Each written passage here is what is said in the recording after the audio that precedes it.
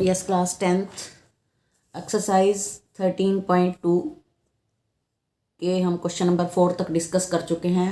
Now there is question number 5। A vessel is in the form of an inverted cone, कि जो vessel है that is in the form of a cone. Its height is 8 centimetre, जो vessel की height है that is 8 centimetre and radius of its top which is open is 5 centimetre. If it is filled with water up to the brim, जो ये vessel है that is filled up to the brim तक भरा हुआ है, ठीक है। When lead shots each of which is a sphere of radius 0.5 centimetre are dropped into the vessel, 1/4 of the water flows out. Find the number of lead shots dropped in the vessel. बच्चों ये आप घर में भी practically करके देख सकते हो कि अगर आपके पास, यहाँ पर तो चलो कोनिकल है, अगर आपके पास ग्लास भी हो और पानी से भरा हुआ और आपने उसमें एक आध नींबू डाल दिया तो ऑटोमेटिकली पानी बाहर गिरेगा। तो जो गिरा हुआ पानी है, जो बाहर गिरा पानी है, वो किसने ही हटाया? नींबुओं ने, जो आपने डाले उसके अंदर। तो वही जो है, जो अंदर डाले हैं लेड शॉट्स, वही वॉल्यूम जो है, उनका वॉल्यूम जो बाहर पानी आया उसके वॉल्यूम के इक्वल होगा, ठीक है। तो हमने नंबर ऑफ लेड शॉट्स निकालने हैं अभी कितने हमने उसके अंदर डाले हैं। तो radius of the top of the conical vessel है हमारे पास 5 सेंटीमीटर, हाइट है 8 centimetre. As it is filled with water up to the brim, so volume of the water is 1/3 pi r square h, क्योंकि cone का volume 1/3 pi r square h होता है। When lead shots of radius this are dropped the vessel 1/4 of water flows out. इसका मतलब ये हुआ कि जो लेड शॉट्स जितने भी डाले हैं उनका जो वॉल्यूम है that is 1/4 of the volume of cone, ठीक है। तो वो हमने यहाँ वैल्यूज़ पुट कर दी। अब आपके पास मेजरमेंट्स जो हैं वो सब दिए हुए हैं कि लेड शॉट का रेडियस कितना है, कौन में जो पानी भरा है उसकी हाइट कितनी है और उसका टॉप का रेडियस कितना है। हाँ, और हमने ये सोच लिया यहाँ पर कि हमने n लेड शॉट्स डाले हैं, ठीक है। n का मतलब हमने n लेड शॉट्स डाले हैं, हमें पता ही नहीं है कि हमने कितने डाले हैं, तो यहाँ पर हमने n ले लेना है। यहाँ पे लिख सकते हो where n is the number of lead shots, where n is the number of lead shots, ये लेड शॉट्स का जो है वो नंबर है। तो यहाँ से आपको इक्वेशन तो सॉल्व करनी आती है, तो इस तरीके से आप इक्वेशन सॉल्व कर सकते हो। इसका मतलब ये हुआ कि जो number of lead shots drop करे हैं हमने, जो डाले हैं उसके अंदर, दैट इज़ 100, ठीक है। ये था हमारा क्वेश्चन नंबर 5। अब हम आते हैं क्वेश्चन नंबर 6 पर। ए सॉलिड आयरन पोल, एक आयरन का पोल है, लोहे का एक खंभा है, consists of a cylinder of height 220 centimetre and base radius is 24, base diameter is 24। अगर डायमीटर 24 है तो रेडियस 12 बन जाएगा। Which is surmounted by another cylinder, इसके ऊपर एक सिलेंडर और है, this that's height is 60 centimetre and radius is 8 centimetre. Find the mass of the pole given that 1 centimetre cube of iron has approximately 8 gram mass. Pi की जगह 3.14 है, जहाँ दिया हुआ होगा वहाँ वही यूज़ करना है। तो हमने क्या लिखना है, volume of the iron used in the pole, कि टोटल लोहा जो है वो पोल को बनाने में कितना लगा। तो हमने क्या करना है, 2 सिलेंडर हैं, volume of the first cylinder and volume of the second cylinder. मैंने फर्स्ट सिलेंडर इसको कहा है और सेकंड सिलेंडर मैंने इसको कहा है। तो फार्मूला तो दोनों का वही होगा, pi r square h, pi r square h. तो पाई एज इट इज़ रख दिया मैंने, इसका आर स्क्वायर इंटू एच, और इसमें भी पाई आर स्क्वायर इंटू एच। पाई जो है वो दोनों में सॉल्व हो जाएगा बाद में। तो ये 35520 पाई आ गया। पाई की वैल्यू उसने बाद में कहा 3.14, मैंने 3.14 पुट कर दिया, आंसर निकाल दिया। This answer is in centimetre cube. जो मास है that is also in centimetre cube, 8 ग्राम पर सेंटीमीटर क्यूब। तो ये भी सेंटीमीटर क्यूब में है, ये भी सेंटीमीटर क्यूब में है, तो मास निकाल दो, वेट उससे मल्टीप्लाई कर दो वॉल्यूम को, ठीक है। तो जितना हमारा ये वॉल्यूम आया था मल्टीप्लाई 8 पर सेंटीमीटर क्यूब, लेकिन ये ग्राम में बहुत बड़ा आंसर आ गया। अब हम इतनी बड़ी क्लास में हैं, 10th क्लास में, हमें ये तो पता ही है ना कि ग्राम को किलोग्राम में भी तो हम कन्वर्ट कर सकते हैं।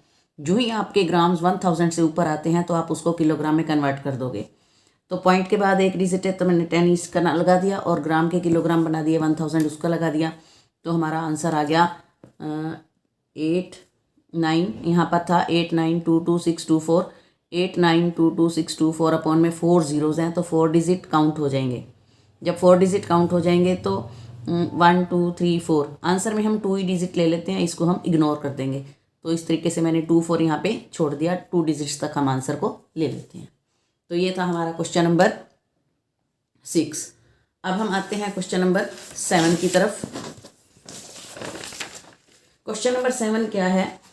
ए solid consisting of A right circular cone of height 120 centimetre and radius 60 centimetre standing on A hemisphere.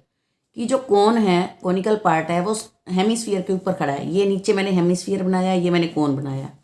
तो कोन की जो डायमेंशंस हैं 60 सेंटीमीटर रेडियस है, 120 सेंटीमीटर उसकी हाइट है।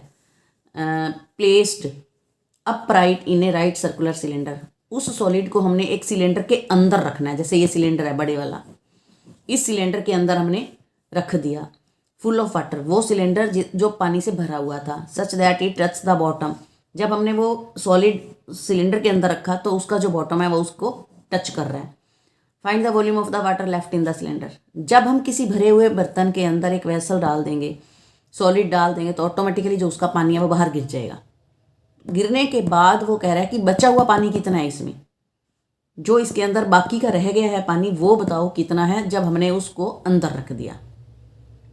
ठीक है, आप ये प्रैक्टिकल अपने घर भी कर सकते हो कि हमने एक कटोरी ले ली, उसके ऊपर कीप रख दिया। मान लो एक बड़ा डोंगा है, कुछ भी है, उसके अंदर पानी भरा हुआ है, आप उसके अंदर रख दो उसको, तो पानी जो है वो कुछ बाहर गिर जाएगा। भरा हुआ होना चाहिए जो भी बर्तन आपका था।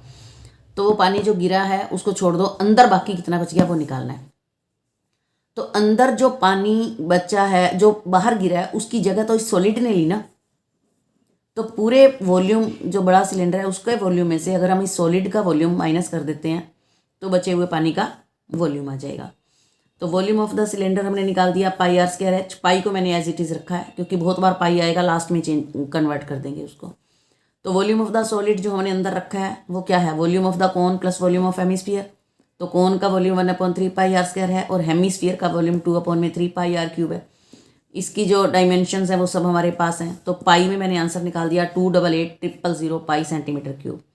ऊपर मेरा आंसर आया था 648,000 पाई। तो volume of the water left in the cylinder subtract कर दिया। सब्ट्रैक्ट करने के बाद जो आंसर मेरा आया है वो 360000, 4 टाइम्स 0 है और पाई। अब पाई यहाँ पर कुछ नहीं दिया हुआ तो मैंने 22/7 पुट कर दिया। अब एक बात देखो, ये है सेंटीमीटर क्यूब में और बहुत बड़ा आंसर आ रहा है सेंटीमीटर क्यूब में, तो हम इसको मीटर क्यूब में कन्वर्ट कर लेते हैं। बच्चों, आपको पता है कि 1 मीटर के अंदर 100 सेंटीमीटर होते हैं, या 100 सेंटीमीटर का 1 मीटर क्यूब होता है। तो मैंने क्या करा, सेंटीमीटर क्यूब को मीटर क्यूब में कन्वर्ट करने के लिए 3 बार 100 नीचे लगा दिया, क्योंकि सेंटीमीटर के मीटर वापिस आ रहे हैं, वापिस आते हुए अपॉन में होता है। अब क्योंकि क्यूब है, क्यूब का मतलब 3 बार, तो 3 बार 100 हमने नीचे लगाना है, तो जिससे ये सेंटीमीटर क्यूब जो है वो मीटर क्यूब में कन्वर्ट हो जाएगा। जितनी पावर हो उतनी बार लगाना पड़ता है। 1 मीटर में 100 सेंटीमीटर होते हैं, तो 1 सेंटीमीटर में 1/100 मीटर होएगा, तो इसलिए 100 नीचे आ गया, और क्योंकि क्यूब है तो इसलिए 3 बार आ गया। तो ये 792/700 आ गया, जिसको हमने डेसिमल में कन्वर्ट कर लिया, तो ये अप्रॉक्सीमेट में ही आएगा आंसर। तो ये था हमारा क्वेश्चन नंबर 7। अब आता है क्वेश्चन नंबर 8 ही है इसके अंदर क्वेश्चन। तो क्वेश्चन नंबर 8 है हमारा, a spherical glass vessel has a cylindrical neck. जो ये ग्लास वेसल है इसका जो नेक है दैट इज सिलेंड्रिकल। सिलेंड्रिकल जो पार्ट है उसका जो लेंथ है दैट इज 8 सेंटीमीटर और 2 सेंटीमीटर उसका डायामीटर है। द डायामीटर ऑफ द जो स्फेरिकल पार्ट, नीचे वाला पार्ट है, उसका डायामीटर है 8.5 सेंटीमीटर। ठीक है, by measuring the amount of water it holds, हमने मापना है कि इसके अंदर पानी कितना आता है। A child find its volume to be 345 centimetre cube. एक बच्चे ने इसका वॉल्यूम मेज़र किया, फाइंड आउट किया, तो 345 सेंटीमीटर क्यूब आया। अब हमने बताना है कि वो बच्चा सही निकाल रहा है या नहीं। तो हमने volume of the spherical vessel निकालना है, that is in 2 parts divided, cylindrical part and spherical part. तो सिलेंड्रिकल पार्ट का पाई आर स्क्वायर एच और स्फेरिकल पार्ट का 4/3 पाई आर क्यूब। सारी वैल्यूज़ पुट कर दो। यहाँ पर भी मैं पाई को लास्ट में सॉल्व कर रही हूँ, क्योंकि इधर भी पाई है इधर भी पाई है, कॉमन ले लेते हैं।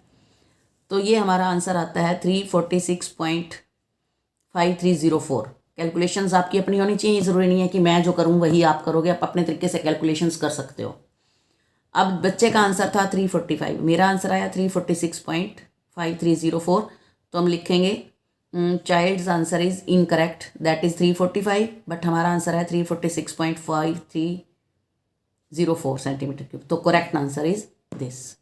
सो कंप्लीट करो कॉपी समझ के और इसकी प्रैक्टिस करो।